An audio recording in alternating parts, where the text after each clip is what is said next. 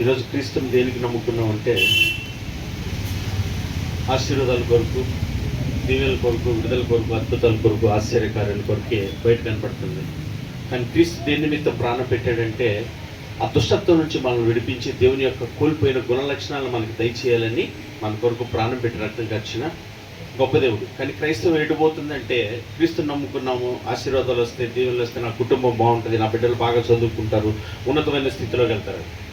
అవి ఇవ్వచ్చేటటువంటి దేవుడే, అవి ఇస్తాడు. దానికోసం నువ్వు నేను వెతుక్కోవాల్సిన అవసరం ఏమీ లేదు. ఆ పోగొట్టుకున్న గుణలక్షణాలు ఏవైతే ఉన్నాయో ఆ గుణలక్షణాల్లో నువ్వు నేను పాలుభాగస్తు రావాలి. ఆ లక్షణాలు ఎవరికైతే ఉంటాయో వాళ్ళే రేపొద్దున పరలోక రాజ్యంలో ఆయనతో పాటు ఉండేవాడు. 365 రోజులు నేను చర్చికి వెళ్తానండి, 365 రోజులు నేను బైబిల్ చదువుతానండి, 365 రోజులు నేను ప్రార్థన చేస్తానండి అనేవాళ్ళు తీసుకుంటాడా? తీసుకోడు. మోసపోకుడి దేవుడు. భక్తి అనే ముసుగు వేయబడిపోయింది ఈ రోజున. చాలా మంది ఎవరికాళ్ళు మనకి మనమే మోసం చేసుకుంటూ ఉంటాం. నాకేంటి బోధకుడను, నాకేంటి ప్రార్థనా పరుడను, నాకేంటి పరిచారకుడును అనుకొని భ్రమపడిపోతూ ఉంటాం.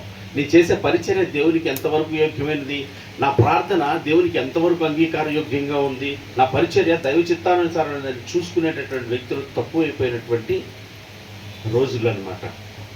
మన పని చేస్తున్న ప్రతి దాంట్లో మన హృదయంలో ఆలోచన ఎవరిని చూపిస్తున్నట్టు వాళ్ళ కలహ క్రీడంట. ఇవన్నీ ఏం చేస్తారు? చక్కగా లోపల పెట్టేసుకుంటారు. ముసుకేమో పొద్దున్న వచ్చేటప్పుడు ఎక్కడ ఉంటుంది? చర్చ అయిపోగానే ఎక్కడ ఉంటుంది? ఇక్కడ ఉంటుంది. మళ్ళీ ప్రార్థన అనగానే ఎక్కడ ఉంటుంది? అయ్యగారికి కూడా షర్ట్ ఎక్కడ ఉంటుంది? అయిపోగానే. అలాంటి పరిస్థితిలో ఉన్నాయి. వాళ్ళ గమనించట్లేదు. ప్రార్థన అనగానే ముసుకేసేయటమే ముందు అర్జెంటుగా. బయటికి వెళ్ళిపోగానే చేయాలి, ముసుగు తీసేయాలి. ముస్లిమ్స్ ఉంటారు చూసారా పాపం, వాళ్ళని అడిగితే నేను అప్పుడప్పుడు అడుగుతూ ఉంటా, అమ్మ ముసుగు తీసుకున్నారు, మమ్మల్ని ఎవరు చూడకూడదు, మిమ్మల్ని ఎవరో చూడకూడదు, బాగానే ఉంది, మరి మీరు అన్నీ చూస్తున్నారుగా అంటారు. వాళ్ళు బలి విచిత్రంగా ఉంటుంది వాళ్ళు. అట్లాగే మనల్ని కూడా ఏం చేస్తారంటే విచిత్రమైన భక్తి చేసేస్తూ ఉంటాం. నువ్వు నిన్ను పరిశుద్ధపరచుకోవాలి, కోల్పోయిన గుణలక్షణాలు రావాలి. ఏదైతే చెప్తున్నా కలహప్రియులు అట్లాంటి మాటలు కానీ అట్లాంటి వినే చోట కానీ మనం ఏమాత్రమనో మనం ఎంతటి బలహీనమో దేవుని వాక్యం తెలియజేస్తుందండి. ఆ వాక్యం అంట బలహీనమైన మనల్ని బలపరిచేదంట. దేవుడికి స్తోత్రం కలిగింది. వాక్యం ఏం చేస్తుందంటే బలహీనతలో ఆయన బలమును మనకి పరిపూర్ణపరుస్తుందంట. ఆ వాక్యం శక్తినిచ్చి నిలబెడద్దంట. యోసేపు తప్పించుకోవడానికి కారణం ఏంటి? ఆ వాక్యమే. బలహీనంగా అంతా హృదయానుసారం దావీదు కూడా ఏమైపోయాడు?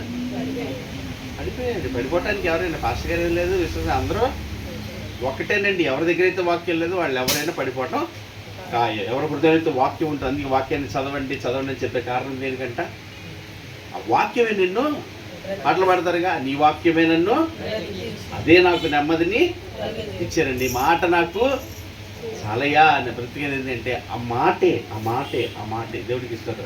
ఆ మాట ఎప్పుడైతే చదువుతావో జాగ్రత్త వింటే ఆ మాట నీ హృదయంలో స్థిరపడుతుంది. ఎప్పుడైతే ఆ వాక్కును పట్టుకొని ఎంత వాక్యం అవసరమో ప్రార్థన కూడా అంతే. మనకి ఆ వాక్యానుసారంగా చేయాలండి ప్రార్థన. మన ఇష్టానుసారంగా ఎంత మాత్రం చేయకూడదు. ఇప్పుడు చెప్పారు కదా ఈ మాట. మళ్ళీ బుధవారం శుక్రవారం వచ్చేవారికి ఏం చేయాలి? కలహప్రియుల్లాగా మేము ఉండనేకూడదు. కలహప్రియుల చోట మేము ఉండకూడదు. అటువంటి మాటలు మాలో ఉండకూడదు. అటువంటి క్రియలు తలంపులు మేము చేయకూడదు. అటువంటి వారి కొరకు ప్రార్థించేవారిగా మనం ఉండేటట్లుగా ఉండాలి. కానీ వెళ్ళిపోగానే ఏం ప్రార్థన చేస్తే ఇంటికి వెళ్ళగానే మా అమ్మాయి అయ్యా, మా అబ్బాయి అయ్యా, రేపొద్దున అయ్యా వాళ్ళ బతుకులయ్యా, రేపొద్దున వాళ్ళ జీవితాలయ్యా, అయ్యా ఇవన్నీ ఆయనకి తెలియవా? కళ్ళు ఉన్నవాడు చూడకుండా ఉంటాడా? కళ్ళు ఉన్నవాడు లేచి రాకుండా ఉంటాడా? ఇవన్నీ మీకు కావాలని నాకు తెలియను. మొదట నా నీతిని నా రాజ్యాన్ని వెతకండి, అప్పుడు అవన్నీ మీకు అనుగ్రహించబడతాయి. అవన్నీ తర్వాత. ముందు మాకు కావాల్సిన ముందేవండి మీ నీతి రాజ్యం తర్వాత. రాత్రి నీ ప్రాణం పడితే ఎక్కడికి వెళ్తామంటే పర్లోకమే కదా వెళ్ళేది. వెళ్ళిపోదాం కానీ తేరగా అదే ఉంది అక్కడ. మరి ఆయన తేరగా ఉన్నాడు. రెండమ్మని తీసుకొని దండి పిలుస్తున్నాడు. ప్రేమ ఎంత ప్రేమ ఆయన గటాకి పిలుస్తాడు బాబు. లోబడిన బిడ్డల కొరకంట తిన్ననల్ల చేతులు చాపి పిలుస్తున్నాడు. నేను అందుకే ప్రార్థన ఇక్కడికి రాగానే ఊరకనేమి వెళ్ళాలిగా. మంగళవారం కూడా పెడుతున్నాను ఈ మధ్య. ప్రాణం పోతుంది అసలు. వెళ్తాయి అల్లాడిపోతున్నాం అనుకో. వెళ్తే ఒక బాధ, వెళ్ళకపోతే ఒక బాధ. నేను చెప్పాడు అన్నయ్య ఎందుకు రాలేదంటే సినిమాకి వెళ్ళింటారు అన్నట్టుగా. ఎందుకు రాలేదంటే ఏదో చెప్తా ఉంటాం. దేనికోసం ఇంత ప్రయాసపడుతుంది ఎవరంట? మేం కాదు, నువ్వు కాదు, దేవుడు. దేవుని వాక్యం నీ కొరకు నాకు మంగళవారం పెట్టు, బుధవారం పెట్టు, శుక్రవారం పెట్టు, ఆదివారం పెట్టు, అవసరం సాయంత్రం మళ్ళీ యూత్ మీటింగ్ పెట్టు, మళ్ళీ పిలిపించి పిల్లల్ని కూర్చోబెట్టి చెప్పు, సరిచెయ్యి. ఏదన్నా జరిగిందనుకో, రేపొద్దున నెత్తి నోరు కొట్టుకున్నా ఏం చేస్తామన్నా? అన్నయ్య చెప్తాడు అప్పుడు దేహాల పెట్టుకోవాలి, ప్రభా క్షమించయ్యా అంటే పాపం జాలి పడదా, పాపం తీసుకెళ్ళండి, ఏడుస్తున్నాడు పిల్లడు అని చెప్పి గతమా అట్లాంటి ఏమి ఉండ. మనోళ్ళు ఇవన్నీ అనుకుంటారు. ఒకరోజు ప్రార్థన చేసి ప్రభా క్షమించమంటే క్షమించేస్తాడు, 7 వారాలు పెట్టుకుంటే వదిలేసేస్తాడు, కానుకలు ఇస్తే ఏమన్నాడు? అలాంటి దౌర్భాగ్యమైన దుర్మార్గమైన ఆలోచనతో వాళ్ళు క్రైస్తవ నీతి న్యాయములు ఆయన సింహాసనమునకు. మొన్న ఎవరు చెబుతున్నారు, కుర్చీకి 4 కళ్ళు ఉంటాయి, ఆయన కుర్చీకి ఎన్ని ఉంటాయంట? అవి ఏంటి అంట? నీతి న్యాయం ఉంటాయంట. దేవుడికి స్తోత్రం. ఆ విషయాలు ఏమాత్రం తగ్గేవాడే కాదంతే. దేవునికి మన జాగ్రత్తగా ఆయన యొక్క స్వభావ గుణ లక్షణాలు మనం తెలుసుకోవాలండి. మన అవసరతలు అక్రతలు మనం తెలుసుకుని ఆయన దగ్గర చెప్పడం కాదు, కానీ ఆయన గుణలక్షణాలు ఏంటో తెలుసుకొని ఆ గుణలక్షణాలు ఎంతవరకు ఎదిగావో నువ్వు నేను తెలియాలి. వయసు పెరుగుతుంది, 42 ఏళ్ళు వచ్చేసి నాకు రక్షణ పొందుకొని దగ్గర అవుతుందో 15 ఏళ్ళు. ఈ 15 ఏళ్ళలో ఎన్ని గుణ లక్షణాలు ఉన్నాయి నాలో? ఆయనకి నాకే వీళ్ళు పైకి మాత్రం లేచిరాడట. వాక్యం చదువుతున్నారు, అన్నయ్య అన్నాడు, ప్రార్థన చేస్తున్నారా? పైకి మాత్రం అని చెప్తాము. ఇంటికి వెళ్ళగానే మోకాళ్ళు వేసిన చెప్తాడు, బా వేసి వచ్చారా డ్రామా మాత్రం సూపర్గా ఉంది. నా దగ్గర వస్తా, ఆయన దగ్గర వస్తాను వెళ్ళి చెల్తీయా తెలుసుకోవట్లేదండి. వాళ్ళ అర్థం చేసుకోవట్లేదు, వచ్చిన స్వభావం ఏంటి అర్థం చేసుకోవట్లేదు. మోసపోతున్నారు, మోసంలోనే బ్రతుకుతున్నారు. దేవుడు పని మంది మోసపోవద్దు, మోసపోవద్దు. ఇలాంటి మనసు నాది కాదు. అర్థం చేసుకోండి, ఆలోచన చేసుకోండి, నా సహాయాన్ని కోరుకోండి, నా తట్టు తిరగండి, నన్ను అడగండి, నా మీద అదే మీ కొరకు ప్రాణం పెట్టిన దేవుణ్ణి నేనున్నాను మీకు అంటాడు. కొంతమంది అయితే వాక్యం లేదు, అబ్బో ఇలాగ ఉండాలంటే, అబ్బో ఇలాగ చేయాలంటే, అమ్మో ఎప్పుడో బాగా చదువుతారు, ఎట్లా అటుకుతుంది. నువ్వు రా మా ఇంటికి రా, నువ్వు మా ఇంటికి రా తెలుస్తుంది. మా ఇంటి పక్క దాంతో నీకు తెలుస్తుంది, రా వచ్చి కూర్చోబెడితే తెలుస్తుంది. మా ఇంట్లోకి రా, మా ఇంట్లో కూర్చొని తెలుస్తుంది. మా ఆవిడ సంగతి మా ఆయన సంగతి ఓ చెప్తా ఉంటారు ఇక్కడ కూర్చొని. మీరు నువ్వు రా చెప్తా, మా ఇంటి వెనకాల సంగతి నీకు తెలుస్తుంది. అక్కడ ఉండు, వచ్చి ఇక్కడ చెప్తాం కాదు, మైకులు పెట్టుకున్న వారికి అరవటం కాదు, మీరు అక్కడ రేటు తెలుస్తుంది. మీరు దేవుడి స్తోత్రం కలుగుతుంది కాదు, అంతకన్నా ఎక్కువ చోటే పెడతాడు, ఎక్కువ దేవుడికి స్తోత్రం కలుగుతుంది కాదు.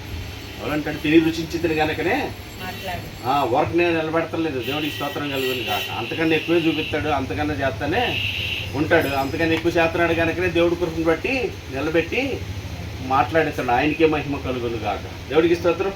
అర్థం చేసుకుందాం, దైవజన్మ దేవునికి లోబడదాం, దేవునికి అప్పగించుకుందాం. సమయం ఉండగానే సద్వినియోగపరుచుకుందాం. రేపేమి సంభవించిద్దో ఇప్పుడు వరకు బాగున్నాం దైవజన్మ ఎవరెప్పుడు